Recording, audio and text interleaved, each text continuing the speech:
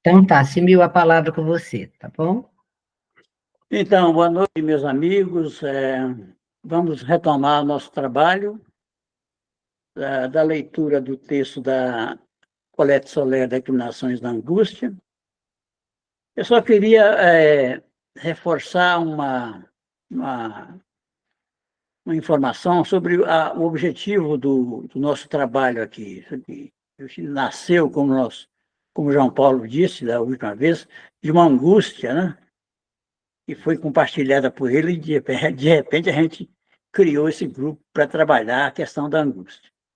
Agora, a finalidade, na verdade, do ponto de vista da Escola Lacaniana dos Canais de Brasília, do qual eu sou membro, é de fazer desse grupo também um polo de atração das pessoas para nos ajudar a reconstruir e construir a escola. A escola está sempre em funcionamento, né? A escola nunca termina de se construir.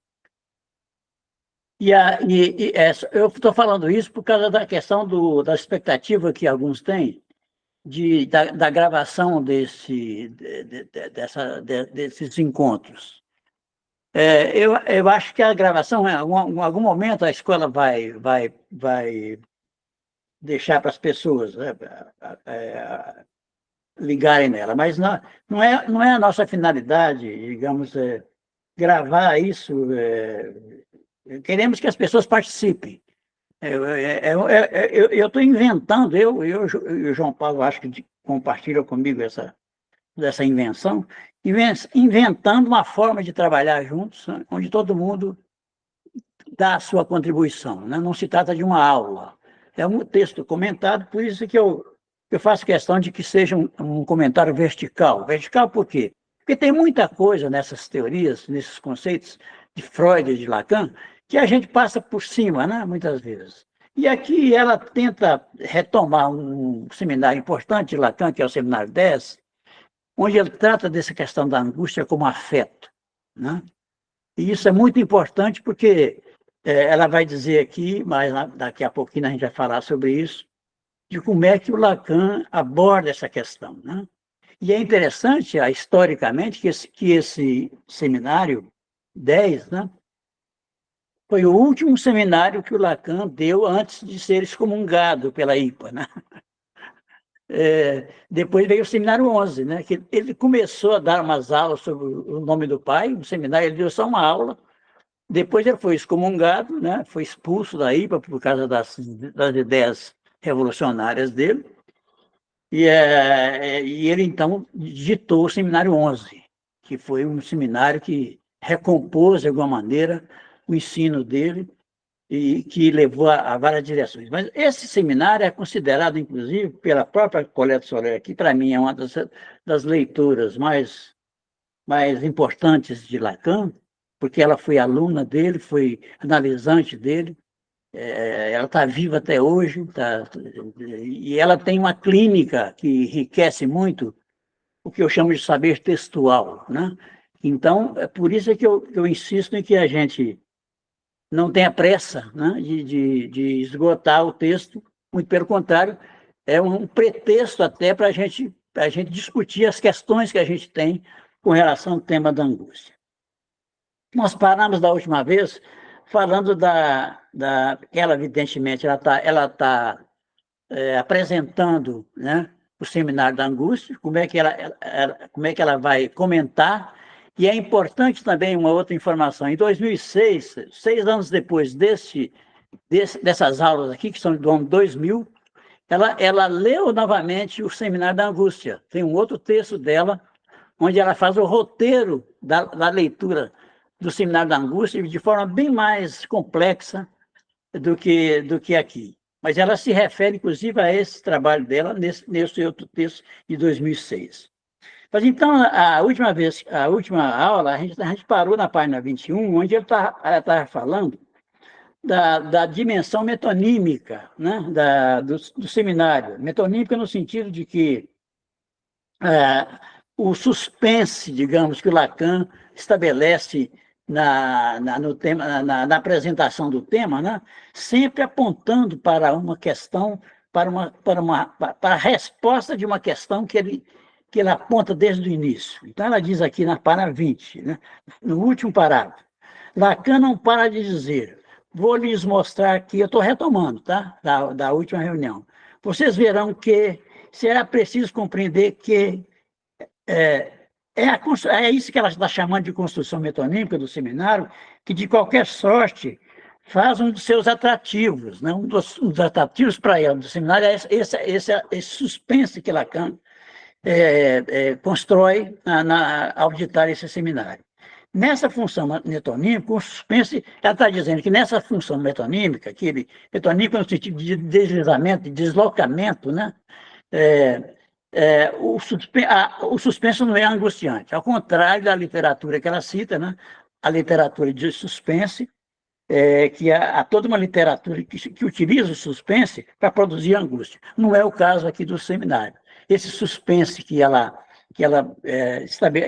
detecta no seminário de Lacan é um suspense que leva o sujeito a ter uma expectativa de o que o Lacan vai querer ensinar com relação ao conceito de angústia. Qual que é a questão, então, para ela, para a qual se espera amplamente a resposta nesse seminário? Evidentemente, o que é a angústia. O seminário, então, vai dar a resposta ao que é a angústia. Mas a intenção, que ela vai fazer aqui uma diferença entre essa expectativa e a intenção de Lacan, né? A intenção que visa é toda uma outra coisa para ela. Lacan tem a intenção de demonstrar com esse seminário sobre a angústia que o impasse freudiano da cura analítica, isso é importante, hein? O impasse freudiano da cura analítica tropeça com a angústia de castração. Ela está se referindo a como é que Freud lidou com essa questão da angústia, estabelecendo quase que uma equivalência da angústia à angústia de castração. E o Freud, na análise terminável e interminável, diz que a análise, né, para ele, né, esbarrava nesse impasse, né, tropeçava nessa questão da angústia de castração. Então, e o Freud, em 37, que ela está citando justamente esse texto do Freud, Análise Terminável e Interminável, Freud coloca que a cura analítica tropeça com a angústia de castração, né? E ele nos explica também, além disso, como esse tropeço se apresenta, por exemplo, no caso do homem e no caso da mulher. Freud dizia que a questão do Édipo, a passagem do Édipo para o homem era diferente para a mulher. Tinha a ver, né, nesse sentido, ambos se deparam com a questão da angústia da castração, mas lidam de forma diferente, sendo ele homem, seja mulher. Lacan, por outro lado, sempre teve a ambição, e ele tenta realizá-la no seminário sobre a angústia, de demonstrar que não é essa a questão. E não há esse tropeço na angústia de castração, como Freud. O Freud estabeleceu um limite da psicanálise. O Lacan foi mais ambicioso com relação a esse seminário.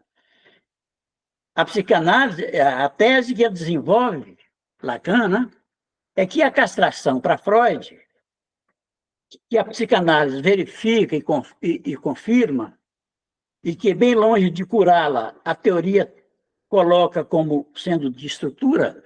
Então, nenhum analista desmentiu essa questão da castração, da angústia de castração, da experiência da castração como estrutural, né? Por ser universal e estrutural, para Freud constitui um tropeço no trabalho analítico.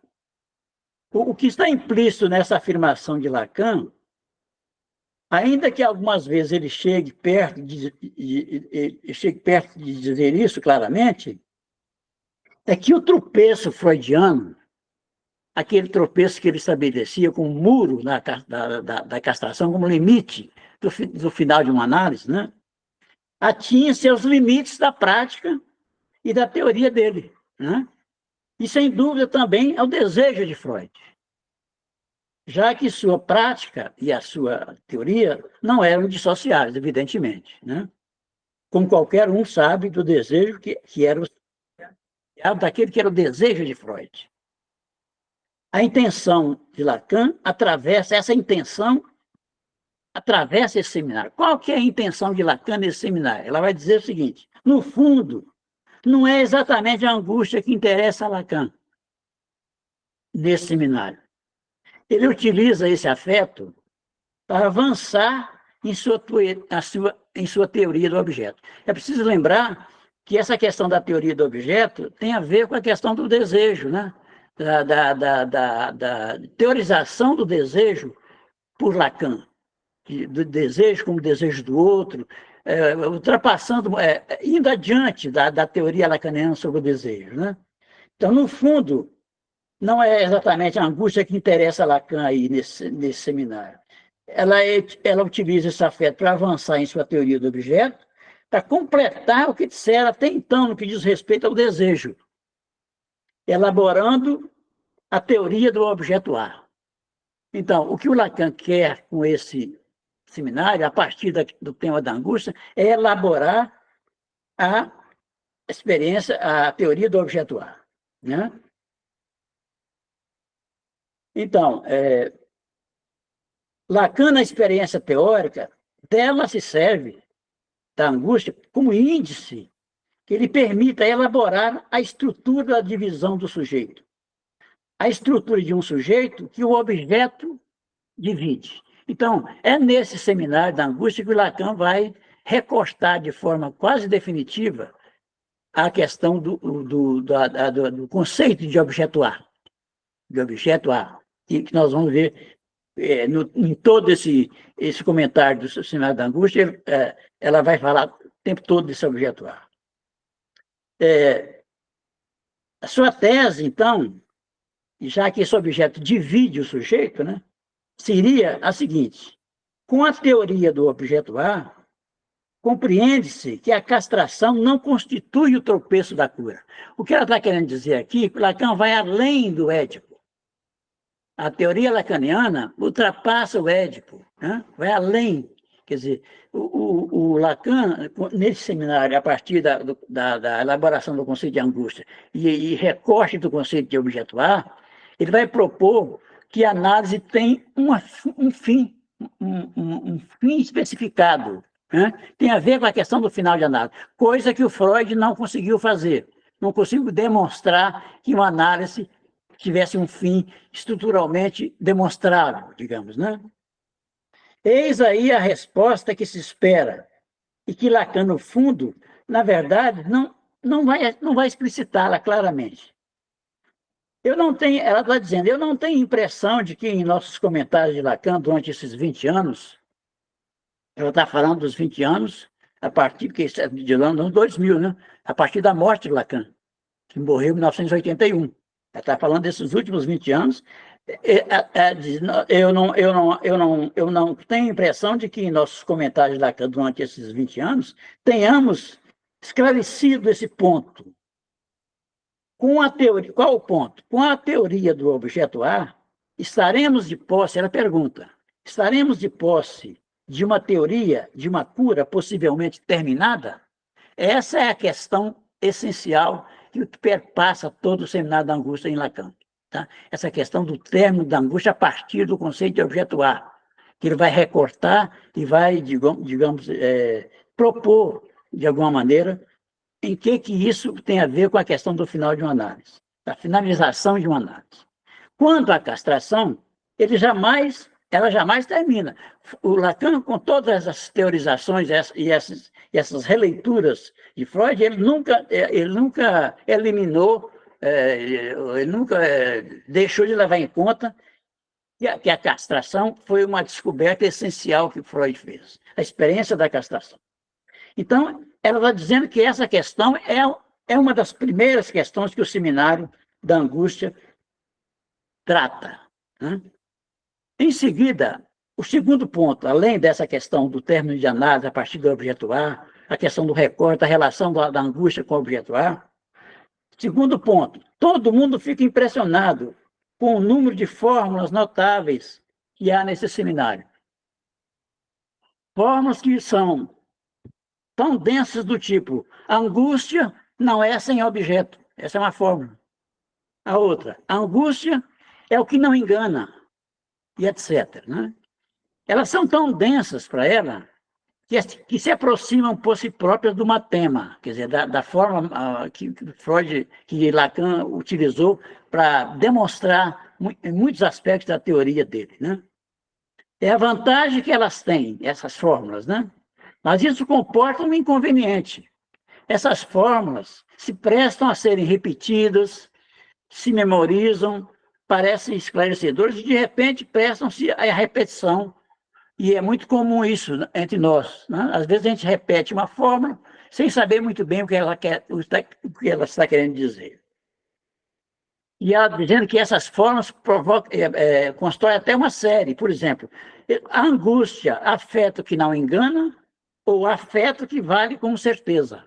São duas formas que Lacan também recorta na questão, em torno da questão do afeto, da angústia nesse seminário. Tem-se também, bem repetida, a angústia é quando a falta, falta. Agora, aqui tem uma coisa importante. Essa formulação de Lacan, ele diz que a angústia é quando a falta, falta. É preciso que a gente fique atento para isso aí, porque tem importância, porque pode causar uma espécie de espanto essa proposição de Lacan. Por quê? Parece uma fórmula anti-freudiana, né? Já que Freud dedicou quase toda a vida dele a enfatizar que a angústia era a angústia de castração. E que, no fundo, todas as formas de angústia poderiam reduzir-se à angústia da castração, ou seja, a angústia da falta. Então, quando Lacan fala que a angústia é a falta da falta, fica uma coisa que, no mínimo, você tem que pensar o que ele está querendo dizer com isso. Né? E Lacan nos diz a forma inversa. É quando a falta, falta. Será preciso que a gente explicite isso. Vocês estão notando que eu estou apresentando, junto com ela, o que ela vai fazer no seminário. Ela vai explicitar e ela está adiantando os temas que ela vai explicitar. Um deles vai explorar essa questão da eventual divergência entre Lacan e Freud com relação à falta na angústia. Né? E depois tem uma outra forma importantíssima que ela vai explorar, que a angústia não é sem objeto. Né? Porque se o Freud dizia que a angústia é a angústia da falta, né? Da perda, Freud falava perda de objeto, né? O Lacan vai dizer que a angústia não é sem objeto. Ele está, de alguma maneira, introduzindo algo novo na leitura de Freud, dizendo que a angústia tem, sim, objeto. Não é sem objeto.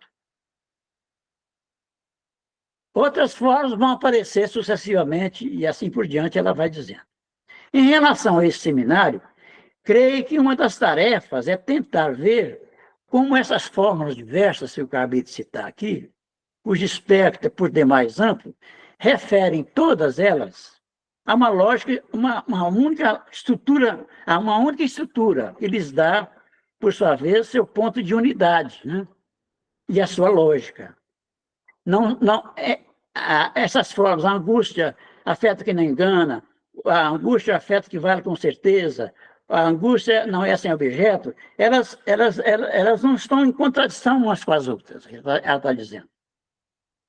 Então, esse é o segundo aspecto que ela aponta no seminário. O terceiro ponto, o seminário sobre a angústia situou o que o próprio Lacan chamou de, citando Lacan, uma modificação na amarração da angústia. O que é isso? Modificação na amarração da angústia.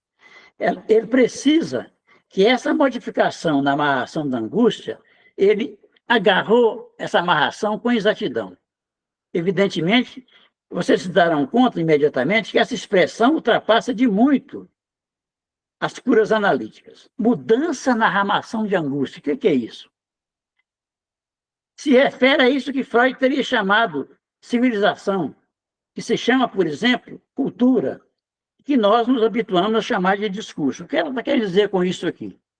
A partir do discurso analítico, também tomando a angústia como índice, poderemos construir, e Lacan o fez, construir e seguir algo que caminha na história das civilizações. Isto é, ela vai dizer que essa questão da angústia também acompanha a história da civilização. Em cada momento, a angústia pode ter uma conjuntura que pode ser perfeitamente lida do ponto de vista histórico, né? Na história dos discursos, por exemplo. Né? E ela vai dizer mais na frente sobre o discurso contemporâneo, que é o discurso capitalista. Ela vai, em um dos capítulos do livro dela, ela vai explorar bastante como é que a angústia comparece na nossa atualidade, né? Que ela vai chamar, que é na nossa contemporaneidade, que é a questão do discurso capitalista. Simil, o Oi. João Paulo quer fazer uma observação.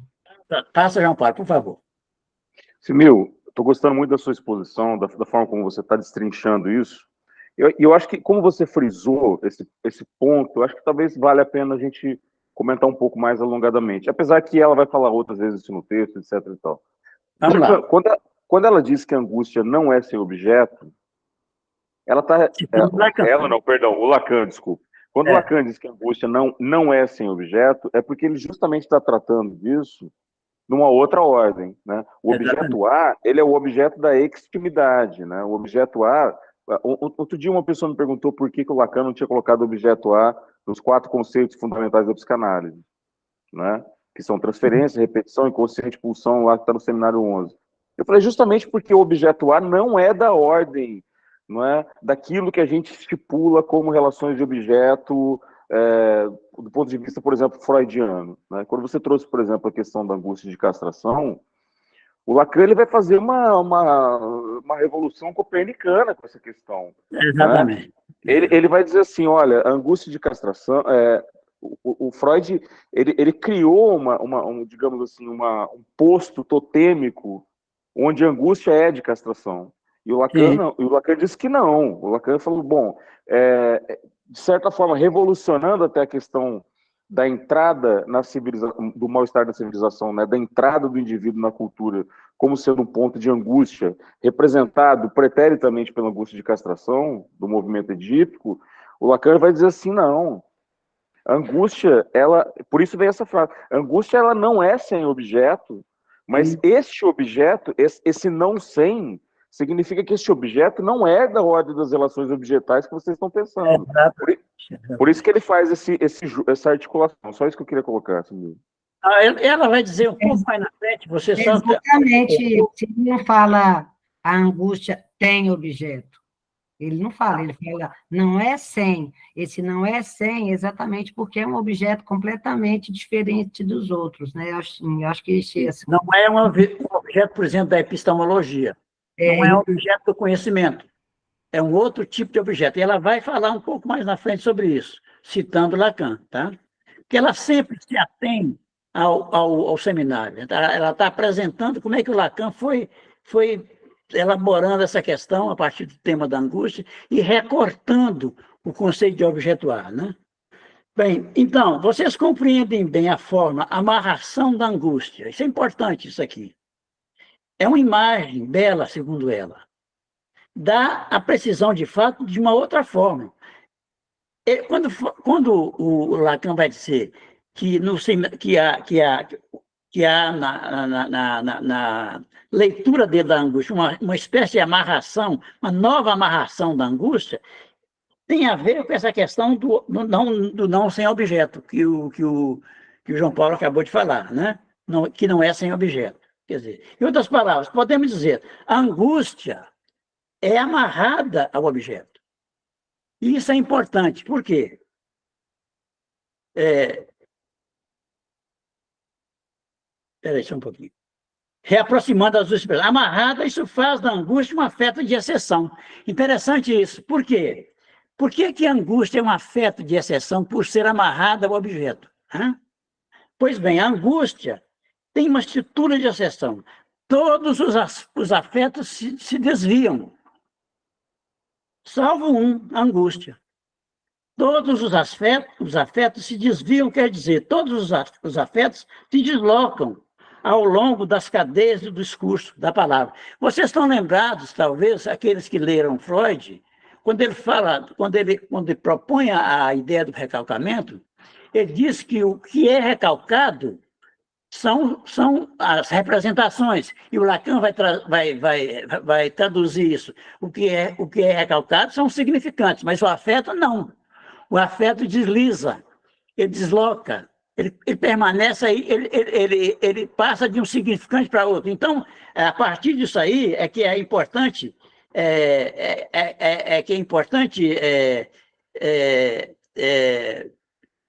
compreender que os afetos, todos os afetos que nós temos, e afeto está dizendo aqui, todo tipo de afeto que não dá angústia, eles se desviam, que é uma tese freudiana, nesse sentido, né? Que os afetos não são recalcáveis, né?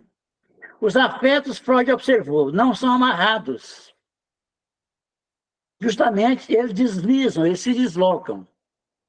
É bem por isso que na psicanálise não há mal nenhum em se colocar isso na cabeça e na prática. Os afetos não servem para referenciar nada, precisamente porque eles se deslizam.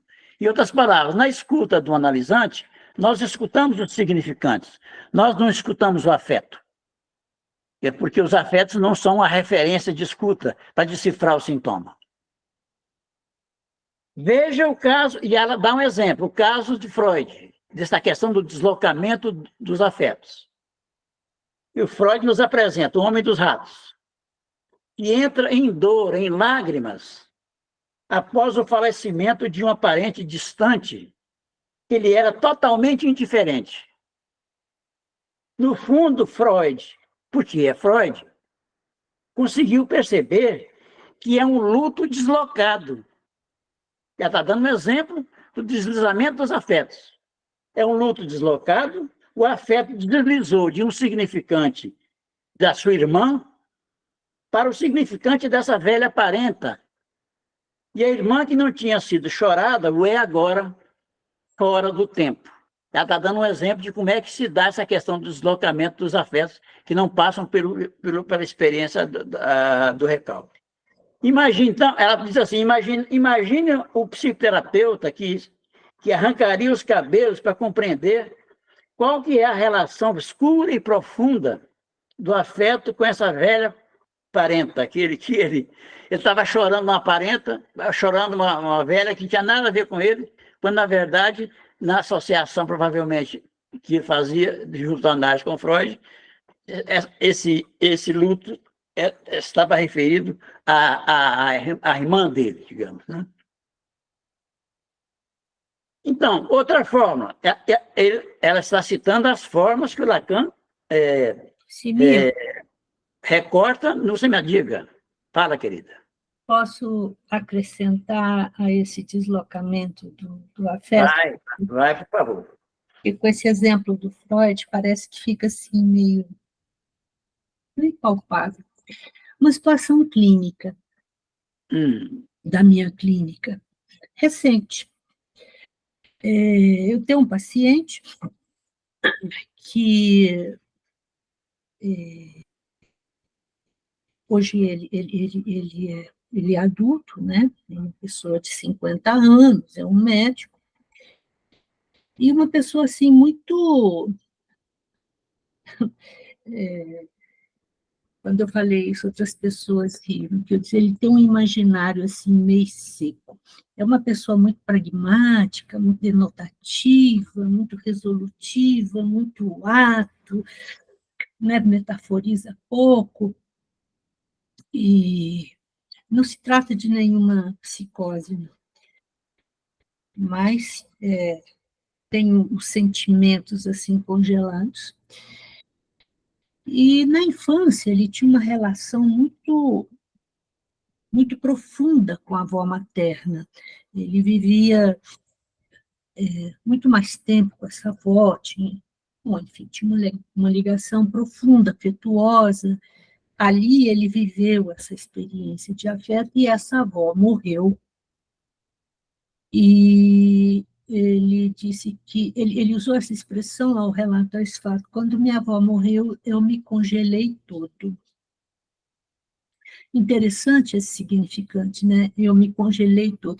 E passou uma vida inteira assim. Casou, tem filhos, nunca tem problema, não tem angústia, não tem sofrimento, não tem neurose, não tem, resolve tudo e tal e coisa assim. E eu ali sempre na espera, né? Quando é que vai chegar? Aí agora na Páscoa ele me chega. Eu estranhei muito, né, a forma com que ele chegou. Ele falou assim: pela primeira vez na vida eu passei uma Páscoa infernal. Ele tinha um cachorro desses dog gordão, não sei, dog não sei o que é, esses da cara chata, assim, esses bulldog bem gordão. Ele tinha um cachorro que, aliás, um casal. Ele era muito mais apegado à cadela. E brincava, abraçava e tal, tinha toda uma relação com ela. E ela teve um problema, um problema respiratório, e acho que ela engoliu, né, vômito, ela estava dormindo, vomitou, engoliu, e foi para a UTI. Então ele levou essa cachorra na quinta-feira, ficou quinta, sexta, sábado, aí teve que operar e tal, e operou, mas a cachorra morreu. Este é um exemplo de livro freudiano. Esse cara pirou com a morte dessa cachorra. Uhum. Carga afetiva intensa, Sim. intensa. E ali ele pôde verbalizar, né? Ele não estava elaborando nada, estava só verbalizando, né? Já tem muitos anos que ele está em análise comigo, né? Uma carga afetiva tão grande que aquilo que ele falou que ele congelou veio descongelando, né? Foi descongelando. E foi muito forte, né? Muito intenso. E aí ele levanta e me diz assim, ele mesmo levanta, né? Ele mesmo faz um corte na sessão, porque ele não estava aguentando, eu estava esperando mais um pouco, ele levanta e diz assim: eu nunca sofri tanto na minha vida.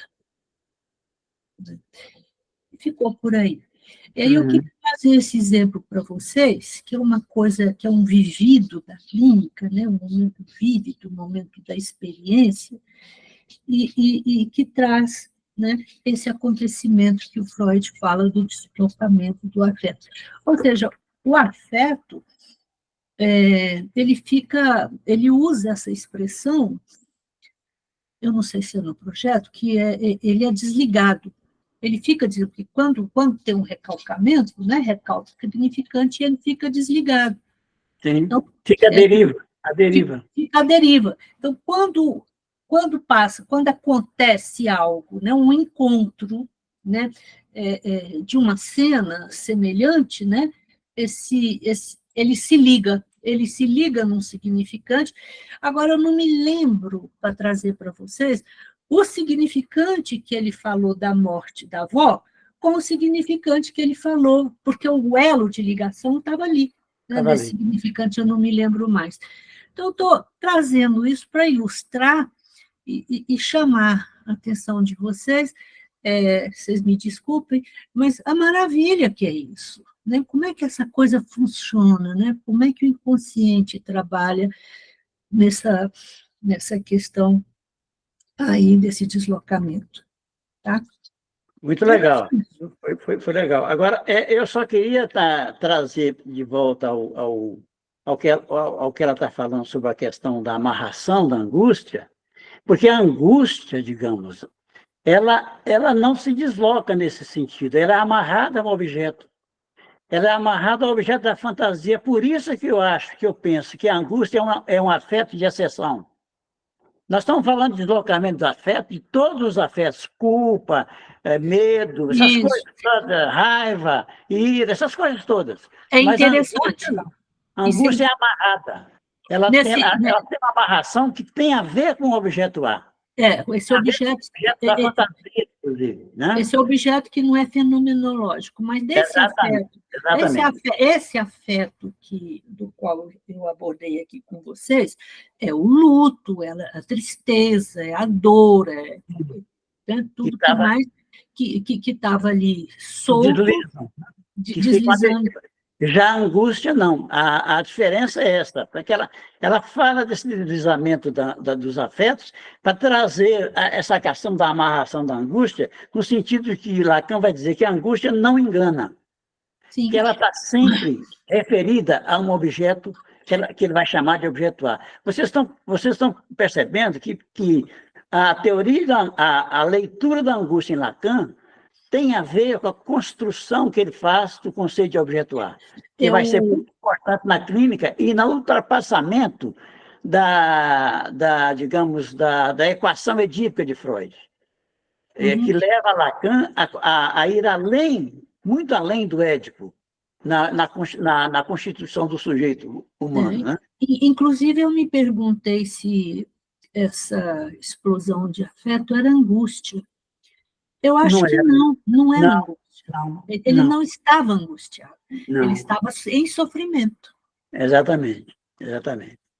Então, amarrada ao objeto, não sem objeto, é preciso tentar explicar um pouco essas fórmulas, ela está dizendo, né? E ela vai explicar isso durante todo o livro dela. Né? Ela vai fazer um parênteses aqui interessante, porque vai nos ajudar a entender, inclusive, sobre essa questão metodológica da leitura de texto. Ela vai dizer assim, nós temos um problema de leitura do inconsciente na psicanálise. Ela está fazendo um parênteses, tá? Mas temos também problemas da leitura dos textos príncipes, especialmente esses textos de Lacan e também de Freud. Em todo caso, para tentar ler um texto, explicá-lo, né, como nós estamos fazendo, não basta parafraseá-lo, não basta repeti-lo, não basta decorar as formas na cabeça. Né? É preciso também aprender o alcance das fórmulas. Uma das maneiras de interrogar uma fórmula, um truque de leitura, está dizendo, é, diante de cada fórmula, por exemplo, a angústia não é sem objeto, indagar quais são as fórmulas que são excluídas por essa fórmula. Em outras palavras, quando Lacan fala que a angústia não é sem objeto, qual fórmula que ele está excluindo? Ela vai dizer, não é muito complicado o que estou dizendo. Faça isso muito frequentemente na vida. Pense numa mulher a quem se diz, como você é bela, uma forma, né? E que a parte disse a si mesmo, evidentemente, ele não me diz como você é inteligente. Como você é bela, exclui como você é inteligente. Está dando um exemplo, né? Eis aí um exemplo extremamente simples que mostra que todo mundo sabe que uma forma exclui dela outras.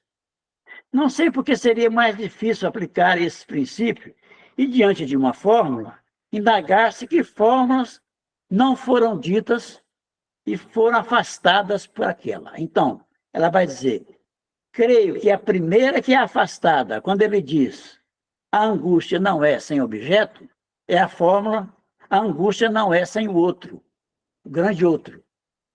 Por quê?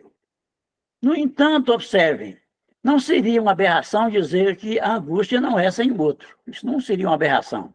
No entanto, ele não disse isso. Ele disse, a angústia não é sem objeto. Ela vai tentar, então, se aproximar um pouco mais de por que o Lacan trouxe essa fórmula. Né? Penso que essa forma excluída introduz todo o problema, isso é importante, viu, gente? Essa forma excluída, que é a angústia não é sem o outro, traz toda a relação da angústia ao outro paterno. Isso que, de alguma maneira, o João Paulo antecipou aí, com relação ao totem tabu de Freud, né? Como é que ele construiu o mito, né, do pai, da horda, né, e relacionando a angústia de castração ao pai. Né? É um tema caro aos psicanalistas, essa questão da relação da angústia com o outro paterno. Fala-se de bom grado do pai como personagem angustiante, diante do qual a angústia surge. Ouve-se isso muito, muito regularmente.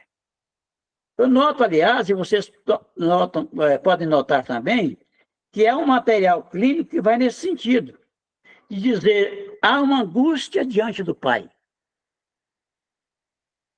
Eu não digo angústia do pai, porque a expressão é por demais ambígua, por causa desse do pai aí. Não é o pai que se angustia, né? É uma angústia diante do pai. Vejam todas as teses sobre o sacrifício de Abraão, né? Das teses da Bíblia, que o Lacan retoma de alguma maneira, essa questão do pai, a questão da função paterna, a relação disso com a angústia, né? E depois tem o tabu de Freud, que nos constrói o espectro do gozo angustiante do pai. E há o homem dos ratos, né? E seu capitão cruel, né? Que é uma figura paterna, né? Cruel, né? Um pai que angustia, né? É um paradigma, isso aí. Há também muitos dados clínicos que poderiam levar a pensar numa ligação especial entre angústia e pai. Bom, eu vou me encarregar de explicar isso, ela está dizendo, mas mais na frente ela vai dizer isso. Como é que o Lacan lê isso aí, né? Ela está dando só as linhas a serem desenvolvidas. Seria bom se relêssemos Lacan, se relêssemos suas teses sobre o sacrifício, a distinção que faz entre o Deus obscuro e o nome do Pai.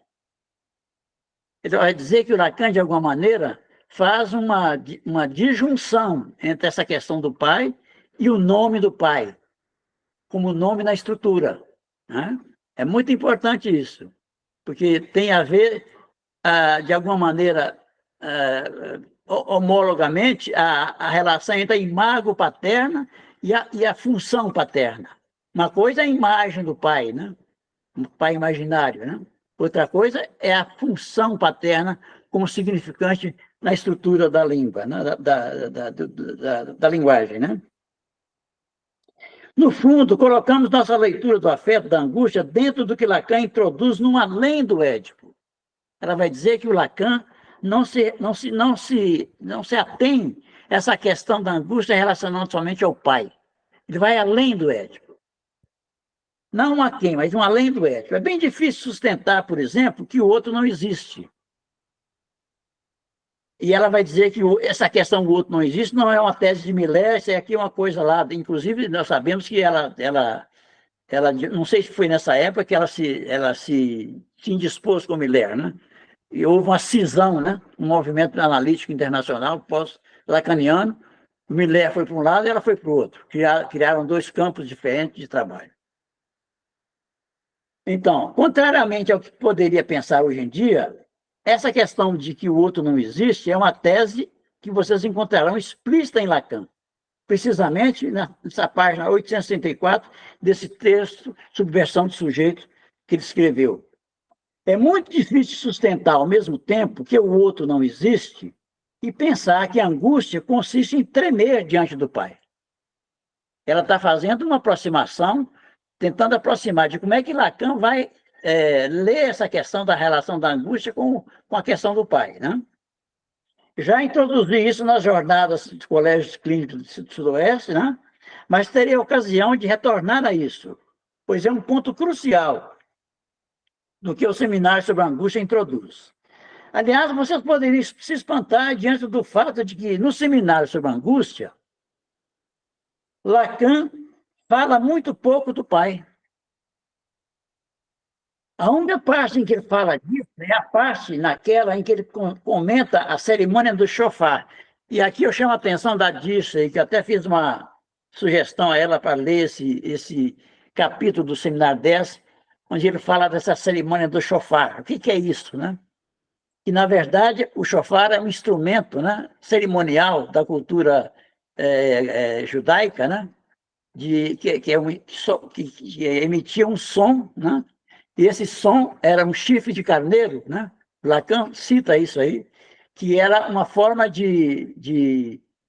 o sopro, a voz do shofar, o som do shofar, uma espécie de apelo a Deus, uma espécie de reaproximação do homem com Deus, chamando a atenção de Deus para que ele não abandone o homem, de alguma maneira. Então, não ela está dizendo que o shofar é feito para levar Deus à existência, e não ao contrário, né? Ou seja, se há uma angústia no shofar, é a do desaparecimento, né? Da morte de Deus, né? Muito mais do que a presença. Percebe? Ela está fazendo uma aproximação entre essa ideia da presença do pai como angústia e a ideia da perda do pai como angústia.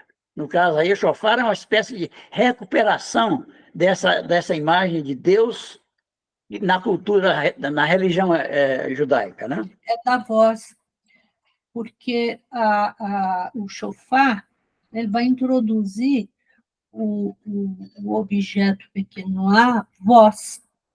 Exatamente. Né? E ela diz, então, que essa voz, a voz de Jeová, né, é a voz do outro. Exatamente. Né, que é a pulsão invocativa. Que tem a ver com o superior, inclusive, né? Nós vamos ver isso. Sim, mas na frente ela vai falar da angústia do superior, provocada pelo superior, percebe? Então, o segundo ponto, o primeiro foi esse que ela falou aqui o tempo todo, né, dessa questão da angústia com relação ao pai. O segundo ponto, quando ele diz que a angústia é amarrada ao objeto, ou a angústia não é sem objeto, não se diz o objeto é a causa da angústia.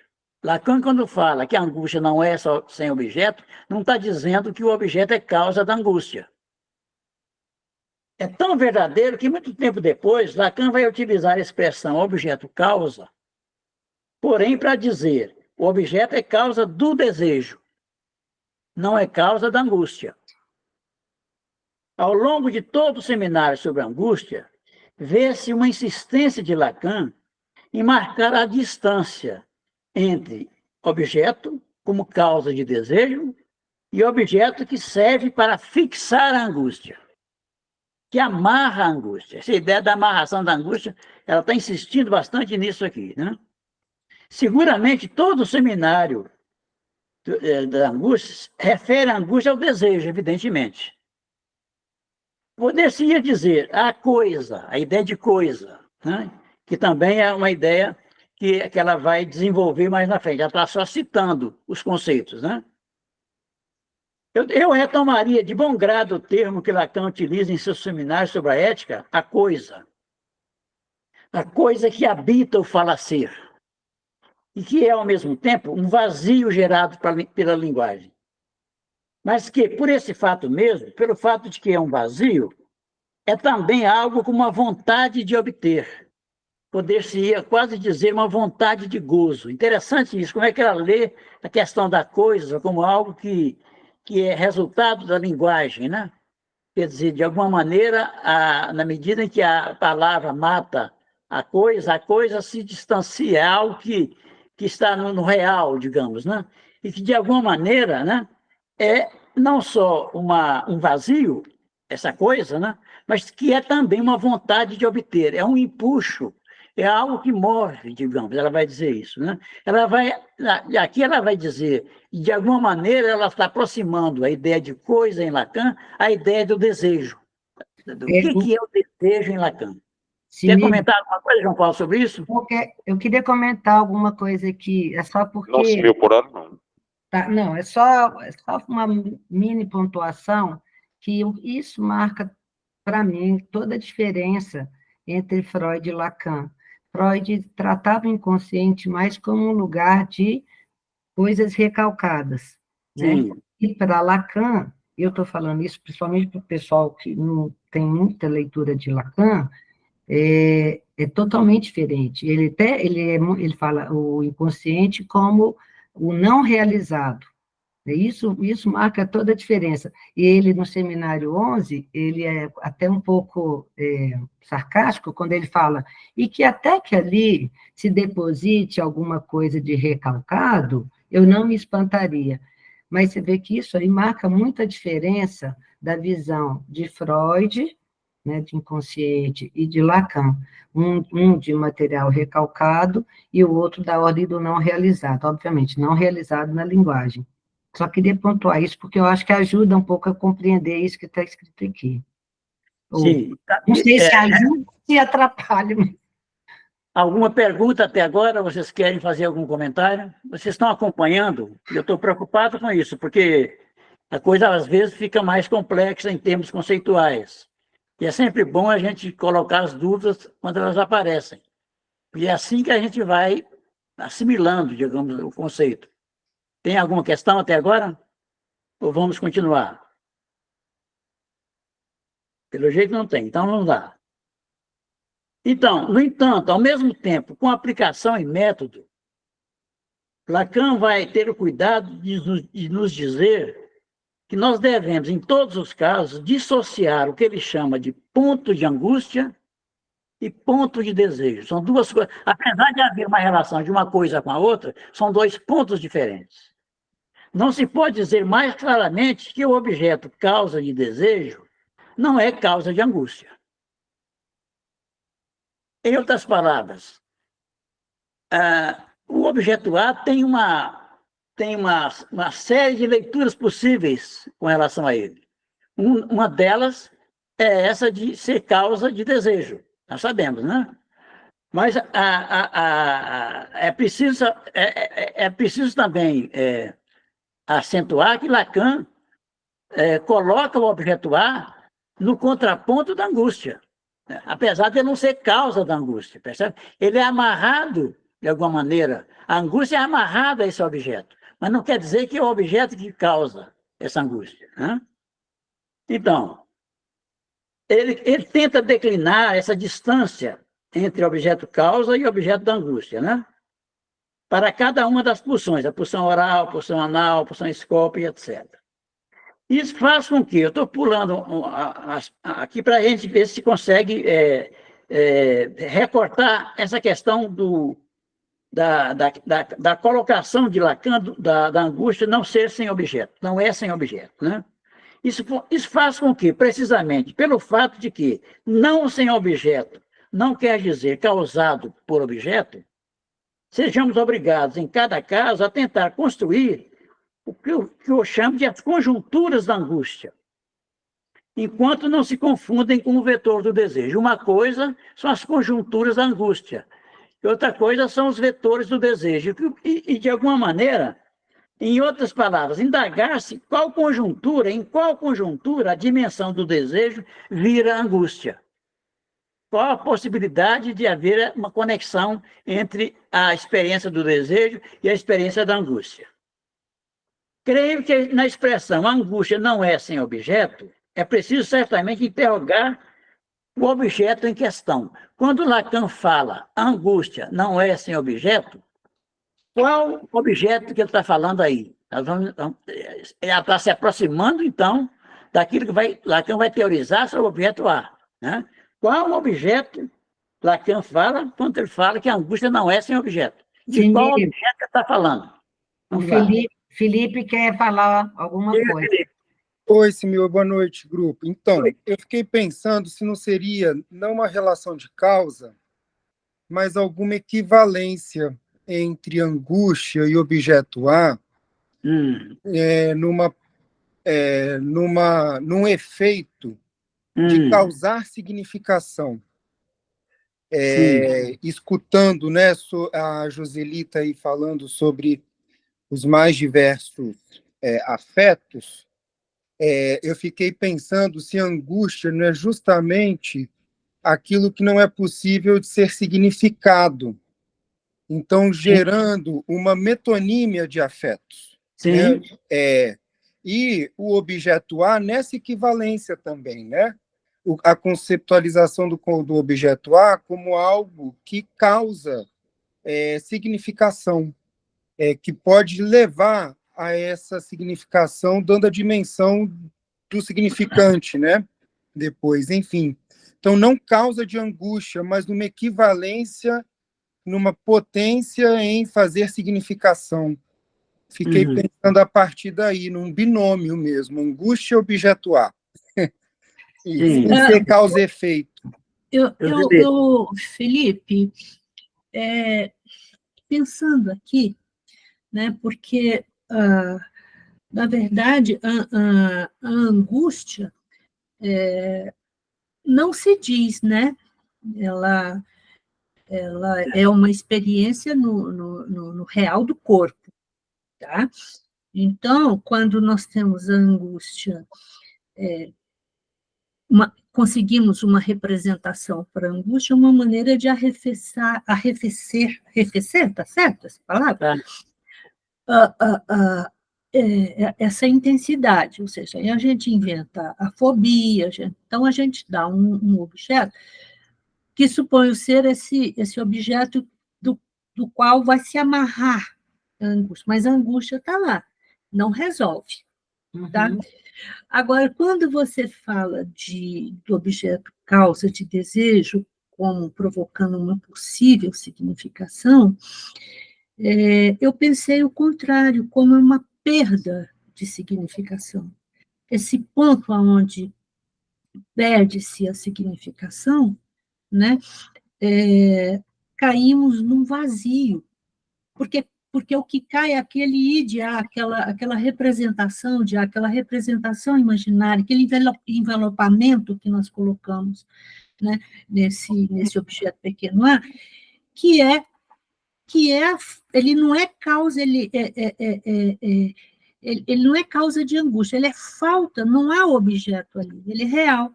Então, a gente inventa uma imagem. Então, quando há uma perda de significação, né, promovida pela queda do objeto, amarrado à angústia, nós entramos em angústia. Vou te dar um exemplo. Às vezes eu prefiro trabalhar no calçadão, ajuda a gente a pensar melhor. Quando vamos a um país estrangeiro, você fala alemão? Assim, não, fala nada. Então, você vai para a Alemanha.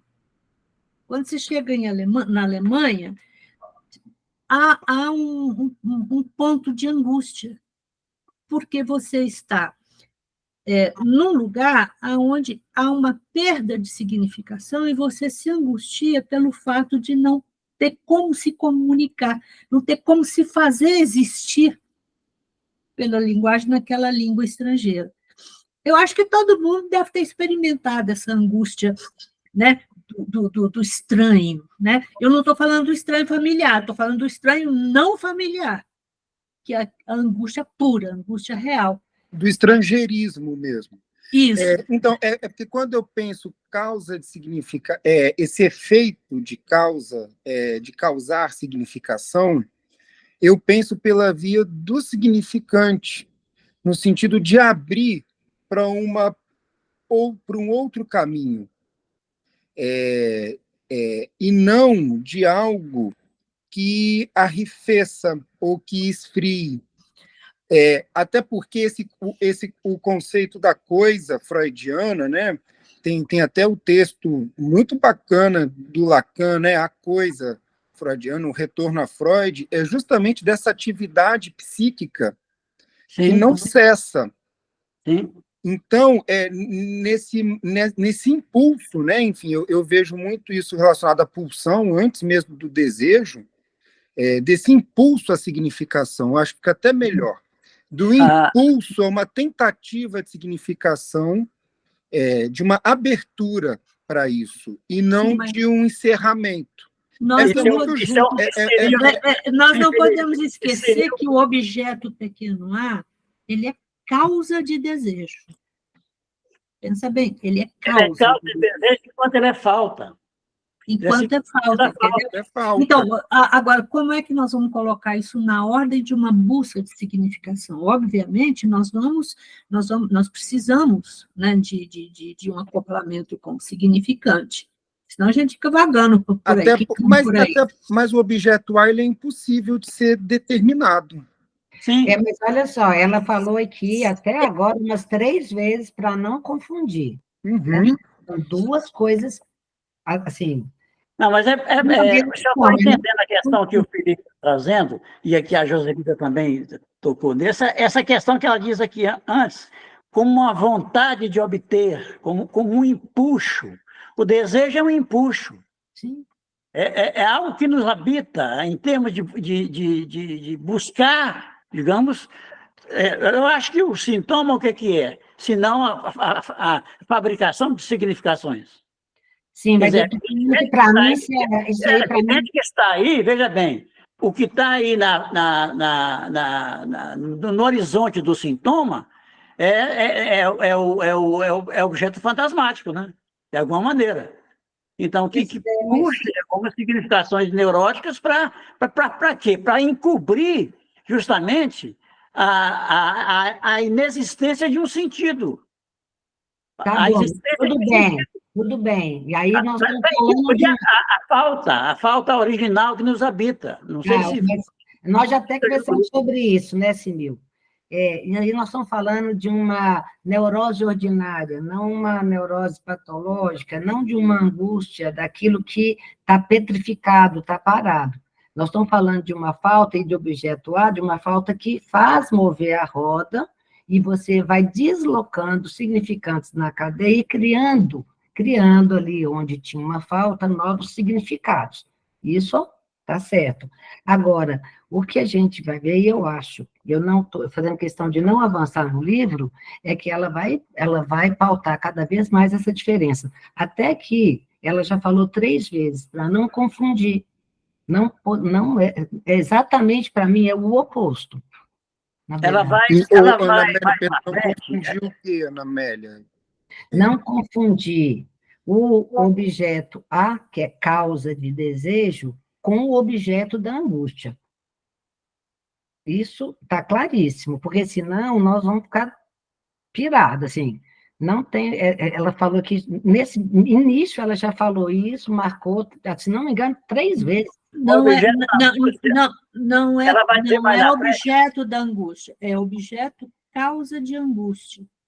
Então, Sim, é objeto causa de desejo e objeto causa de angústia. Então, não, no fundo, fazendo a leitura pela exceção, né, de que não há angústia sem o outro, porque quando esse outro falta, né, Não, quando esse Joselito, outro não está lá... eu vou discordar de você, Joselito. Na verdade, não existe objeto causa da angústia.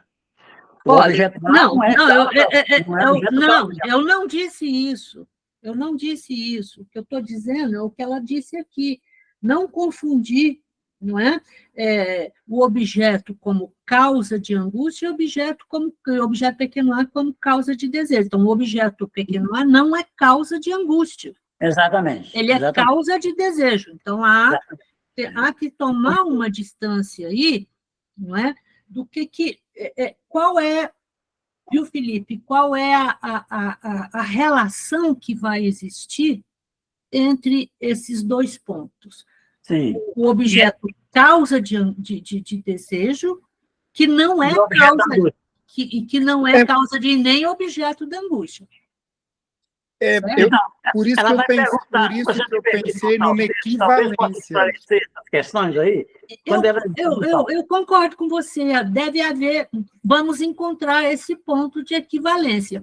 E com certeza há, aonde há, né? Porque aí eu não queria entrar nesse negócio, não, mas é o ponto lá no gráfico do Lacan, da banda de Möbius, não, aquele dos anéis. Gráfico desejo. Não é o gráfico desejo. Nobo Romeano. É a nodulação de I com R. E só vou adiantar, porque é um estudo que eu estou fazendo sobre isso, no momento, esse é um primeiro momento que há, ou seja, é a imaginarização de um real. Tá? Isso faz aquilo com que o Freud vai chamar de pragon. Essa pragon, ela faz uma letra, ela, sabe, é como se fosse uma letra, ela cava, ela sulca, a partir do momento em que entra na repetição e há uma inscrição da letra no inconsciente, aí começa a ação significante. Tá? Bom, gente, Mas esse... Peraí, eu, como coordenador, vou colocar ordem nisso aqui, senão a gente vai ficar viajando. Nós estamos saindo do texto, hein? Vamos devagar. Ela pergunta o seguinte: quando Lacan fala que a angústia não é sem objeto, ela pergunta de qual objeto se trata aí? Tá? É muito pontual a coisa. Qual objeto ela está falando aqui? Qual objeto Lacan, de qual objeto Lacan está tratando quando ele fala que a angústia não é sem objeto? Uma das dificuldades da leitura do Seminário da Angústia, ela está dizendo, na época em que foi proferido, né, é que, nessa época, o objeto A não havia, a ideia do objeto A não tinha sido recortada ainda. É no objeto da angústia, é no Seminário da Angústia que ele recorta esse conceito. Né? Os leitores de Lacan hoje, por exemplo, na época que ela ditou, 20 anos depois, né, não, tem à sua disposição a ideia de que é um objeto que se escreve com a letra A e que se chama objeto A, né? Para bem indicar a existência de diversas leituras possíveis dessa escritura. Há diversas leituras possíveis da leitura do objeto A. Isso é que ela está dizendo. Mas na época do seminário, não havia ainda esse recorte dessa ideia do objeto A. A teoria do objeto A não estava lá ainda. Ele vai dizer isso mais na frente, quando ele fala naquele texto, A Psicanálise, Razão de um Fracasso, ele fala exatamente isso, que é um texto de 67, isto é 1967, ele está dizendo que essa ideia do objeto A, que o Seminário da Angústia é de 62. Né? Em 67, ele fala aqui, ele já tinha recortado o conceito de objeto A, mas que isso ainda não circulava no ensino dele. Ele fala isso nesse texto, A Psicanálise, Razão de um Fracasso. Né? Onde ele faz uma crítica ao Derrida e etc., que não importa muito para a nossa compreensão aqui. Ele diz que estamos em 67. Ô, Simil, isso porque, veja só, isso porque eu estou trabalhando a angústia num cartel sobre a angústia. Isso porque o Lacan, ele se serve da angústia, ele usa a angústia para poder descrever o objeto pequeno A. Ele vai constituir o objeto pequeno A partir da angústia. Exatamente. Tá? E ela diz aqui, então, na página 27, olha aqui, olha, só saltando um pouquinho aqui, que achei que não tem muita importância. Quando ele diz, novamente ela retoma, não sem objeto, é preciso se perguntar qual objeto, né? Porque todo leitor que escutava isso em 62, na época do seminário, não devia se perguntar, e nós também, e ela pergunta nessa época, qual objeto se trata. Aí ela vai fazer um recorte da origem do objeto A, em Lacan. Ela vai dizer o seguinte, o termo objeto é um termo antigo na psicanálise. Tão antigo que há até uma corrente da psicanálise que se denomina corrente da relação de objeto. Então, verdadeiramente, não é uma inovação lacaniana. A ideia de objeto não é a inovação lacaniana.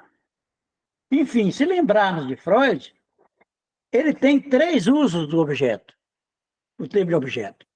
O uso do termo objeto não está muito homogeneizado em Freud. Freud fala de objetos como objetos edipianos, por exemplo.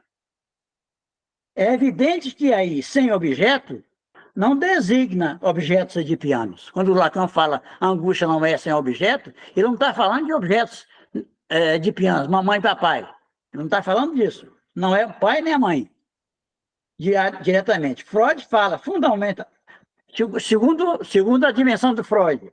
Freud fala também de objeto perdido, muito cedo, né? Está lá na interpretação dos sonhos já. Ele já fala da primeira experiência de satisfação, que é perdida, um objeto perdido. Né? E depois ele fala dos objetos indiferentes da pulsão. Três leituras que o Freud faz da noção de objeto, dizendo que o objeto não é uma coisa que Lacan inventou. Né? Não é fácil, com essas 3 acepções de Freud, de homogeneizar e encontrar o que Freud quer dizer com objeto. Já Lacan profere não sem objeto.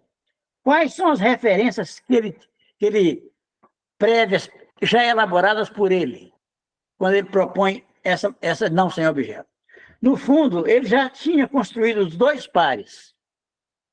O par imaginário, nos 2 pequenos outros, com A minúsculo e a linha, aquele no esquema Z lá, né? Que ele fala o A e a linha, né? É o primeiro par que ele constrói, né? Do par que começa como estágio do espelho, né?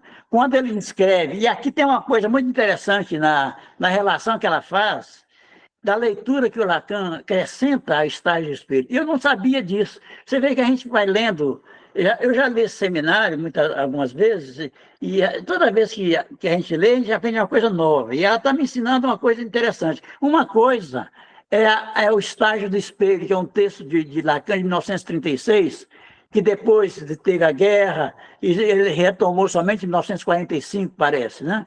Mas quando ele no seminário 1, a partir do seminário 1, e também, principalmente aqui nesse seminário, ele retoma o esquema óptico, ele acrescenta alguma coisa a essa questão do estágio do espelho, quando ele, ao primeiro par, a linha, que é o par do estágio do espelho, que é o espelho, o sujeito e o outro, né? O outro pequeno, o outro com O minúsculo, ele acrescenta o outro par, que é o A no estágio do espelho.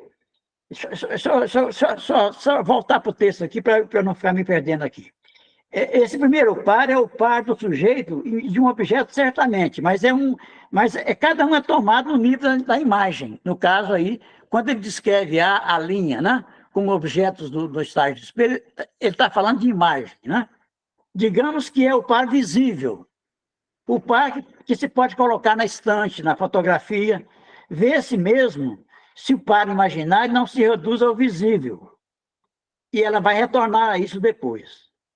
E depois, o grande passo de Lacan, quando ele construiu o seu esquema Z, né, foi introduzir o par que denomina geralmente de simbólico, do sujeito e do outro, do grande outro. Primeiro par, a linha, segundo par, sujeito e o outro, né? Quer dizer que ele distinguiu no parceiro, empreguemos esse termo, parceiro, para evitar a palavra objeto. Ele distinguiu o parceiro como semelhante que tem uma imagem no estágio do espelho, né? E se pode amar por sua imagem, e pode cultivar sua imagem e dela cuidar, etc. E depois o parceiro que não tem uma imagem, um ser falante como sujeito, e que a esse título é desconhecido para si mesmo e para o outro, o grande outro. E que o que a religião denomina de o próximo, que Lacan evoca em seu seminário da Ética da Psicanálise. Ou seja, se quisermos escrever esse parceiro com um parceiro que fala, e por causa disso é um desconhecido, pode-se escrevê-lo com A barrado. Porque o parceiro que fala... Sininho, Só terminar aqui, por favor. Então, só fala o que é o que ela está dizendo. Porque o parceiro que fala, se nós escrevemos grande outro com O maiúsculo, não é apenas o lugar do significante, lugar que não existe. Não é um indivíduo. O outro não é um indivíduo. Não é um gozante. Ao contrário, aquele que fala, todo aquele que fala, inclui o vazio da coisa. E, portanto, podemos escrever abarrado para significar isso. E esse abarrado não tem imagem, tal como o sujeito não tem uma imagem. Perceberam a diferença? Querem comentar essa passagem aí? Quer, Felipe? Eu quero comentar aqui rapidamente. A linha pequeno está no campo do imaginário.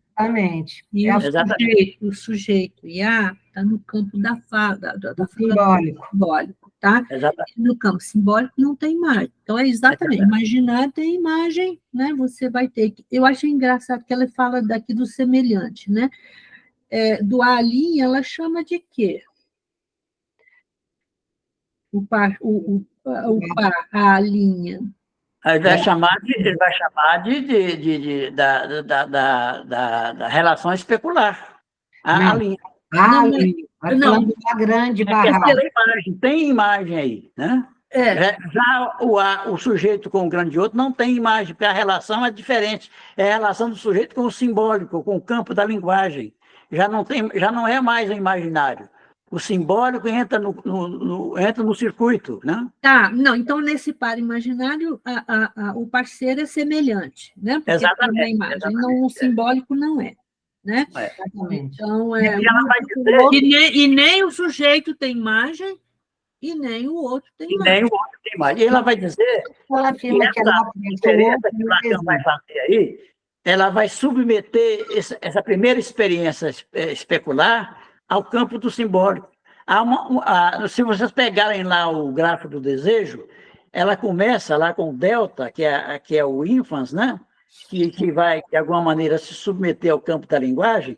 Ela vai dizer que há um assujeitamento do humano, né? Ao outro, ao campo do outro, e que, de alguma maneira, ele só sai desse assujeitamento quando ele se constitui como sujeito nesse campo do outro, que é oferecido a ele pelo campo da linguagem. São os dois pares que se originam. Veja bem, ela vai dizer o seguinte: quando Lacan começa seu seminário sobre angústia, ele dispõe dessa distinção que nós acabamos de fazer. E, finalmente, vai juntar um terceiro A, que é o A do objeto A. Temos o grande outro, o A do grande outro, temos o A do pequeno outro, e, finalmente, o semelhante, e ele vai acrescentar o A do objeto, que é o objeto A. É essa a origem que ela tá recortando da onde Lacan, como é que evoluiu a teoria do objeto em Lacan. Ele começou lá com o estágio do espelho, reformulando a teoria do narcisismo de Freud. Depois ele acrescentou no próprio esquema ótico, ela já acrescentou o espelho do grande outro, né? O espelho da linguagem é aquela barra vertical que ele coloca no esquema ótico, né? E aí já temos o campo simbólico, e, finalmente, ele vai recortar neste seminário o objeto A como o objeto, o terceiro elemento, que é o objeto A, propriamente. Que não é especularizado o objeto. Não é especularizado, exatamente. Por que não... Talvez porque, né, tem que achar agora, enfim, eu posso depois, até amanhã, compartilhar aqui. Tem um texto de um psicanalista que foi aqui da Escola do Rio, Celso Pereira.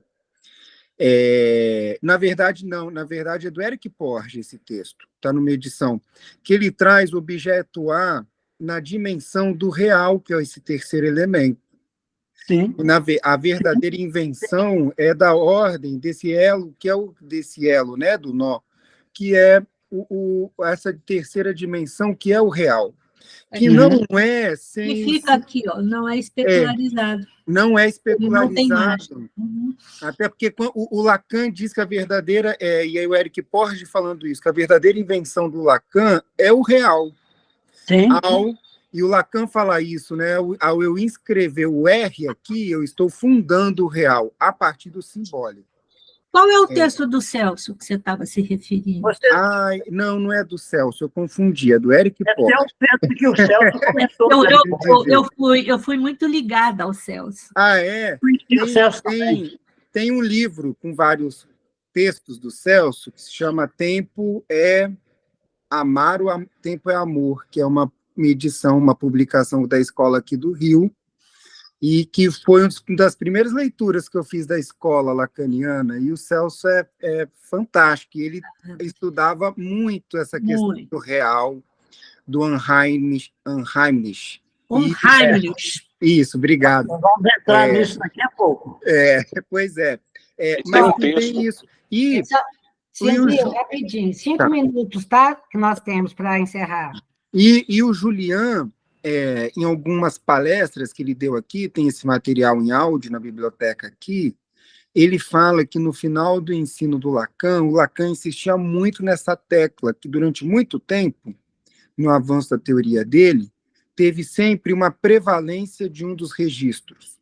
Então, ou, por exemplo, na psicose teria prevalência ou privilégio da falta do imaginário, na neurose e outro, mas que não, independente da estrutura, há sempre uma equivalência entre real, simbólico e imaginário. Sim. Não há um privilégio entre um e outro.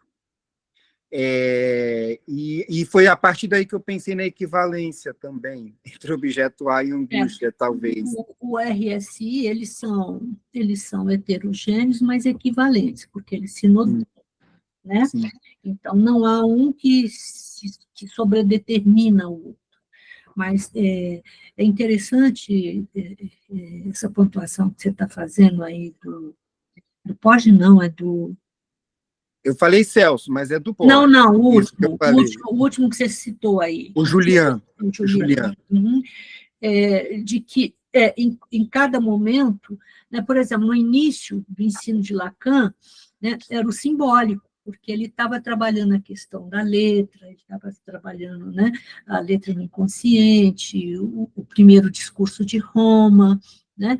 Aí depois, com a psicose, né, ele introduz a questão do imaginário, né, que não se constitui, né, Uhum. o imaginário ele não nodula, e depois o final, o Lacan final é o real. Mas, no fim, ele não desnodula nenhum, tá? Porque ele dá prevalência. Então, tem essa equivalência, eu concordo com você, que em um dado momento ele privilegia um registro, né, que vai determinar a subjetividade ali, mas ele não desnodula nenhum, muito pelo contrário, ele vai nodular até o final da vida.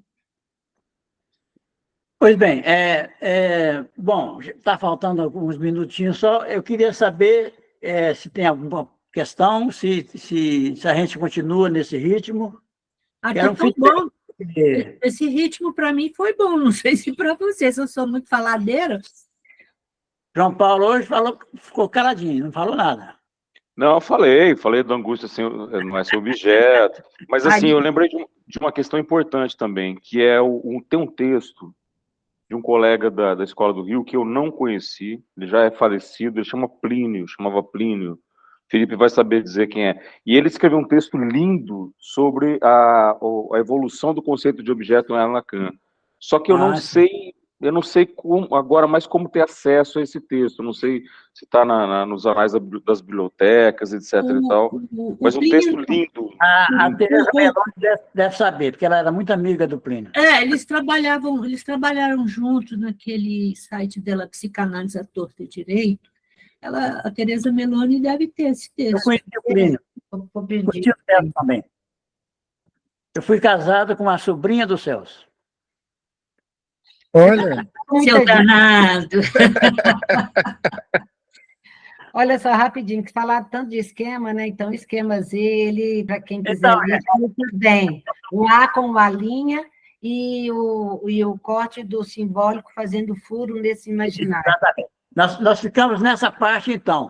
Vocês notaram que no texto dela ela está encaminhando como é que o Lacan, qual foi a origem, digamos, a evolução do conceito de objeto A, que o Lacan, quando forjou esse conceito nesse seminário da angústia, ele já tinha esses dois pares que nós dissemos antes. Ele já tinha descrito o estágio do espelho e estabelecido a relação da constituição do corpo próprio a partir da imagem especular, né, do semelhante.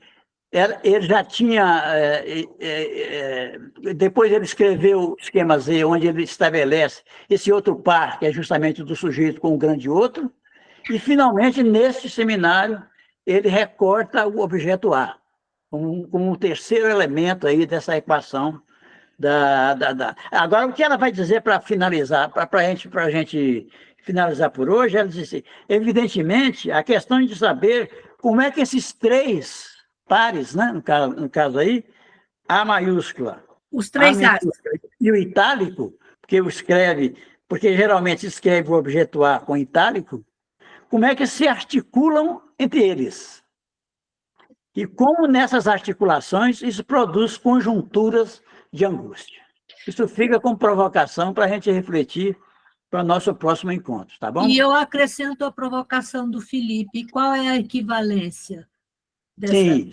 dessa junção dos Vamos três? pensar nisso. Tarefa sua, Felipe. Por que ele botou A? Depois, Felipe, na próxima reunião, talvez você possa começar trazendo alguma coisa mais enriquecedora sobre essa equivalência, Tá mesmo que você não se atenha ao texto. Tá Porque bem. são referências, né? Sim, Referências que você pode buscar para enriquecer o que nós estamos conseguindo entender aqui na leitura dela, tá bom? tá bom, combinado. Até a Então, próxima. Noite, na gravação. Noite a todos. Espero que tenha sido legal.